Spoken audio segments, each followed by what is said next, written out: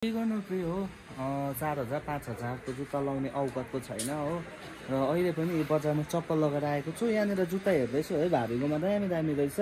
उयो यहाँनिर होलसेलबाट किनौँ भनेको नि त 4000 5000 मा जुत्ता किनेर त यहाँनिर त 7-8 जोडी पो आउँछ त भाबी जुत्ता है, हो कि होइन भन्नु त? त्यो नि यो होइन हौ, कालोमा हौ। त्यो 2 जोडी लान्छु नि, मिलाइकिन। एक सिलाइ गरायो भने भाबी कस्तो हुन्छ यो?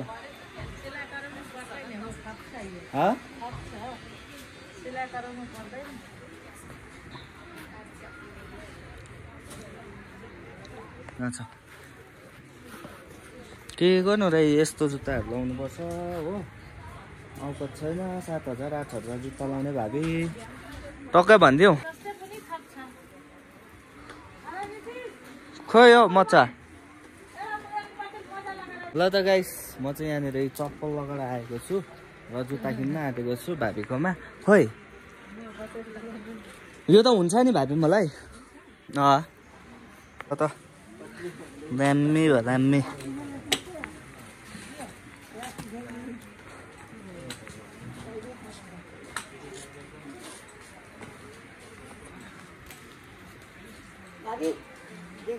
कति गर्छ भन्ने त सोरुमतिर?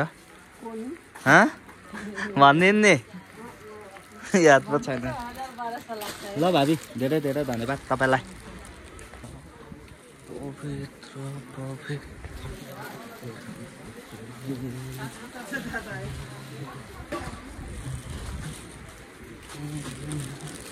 यसो हेरेर कति जस्तो लाग्यो यो जुत्ता? यसको 3-4 हजार र आगेले पनि यहाँ 3-4 हजार भन्दैछ र यसको प्राइस चाहिँ हो 500 रुपियाँ।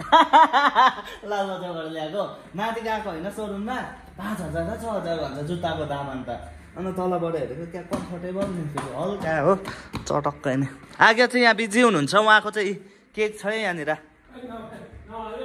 किन हो नआएको भन्छ, बिजनेस हो नि हो तपाईँको, आउँछ नि यहाँनिर। आगेको चाहिँ केक छ है। तपाईँहरू यहाँ लालबजार जाने ओह्रालो फाटकमा चाहिँ तपाईँहरू आइदिएर चाहिँ तपाईँहरूले केकको डिमान्ड पनि गर्नु सक्नुहुन्छ। हेर्नुहोस् न यहाँनिर केक, वाउ ब्युटिफुल।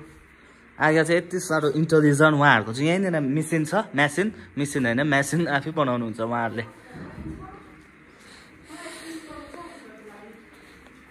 बनाएको छैन आज चाहिँ केक? बनाउँदैछ।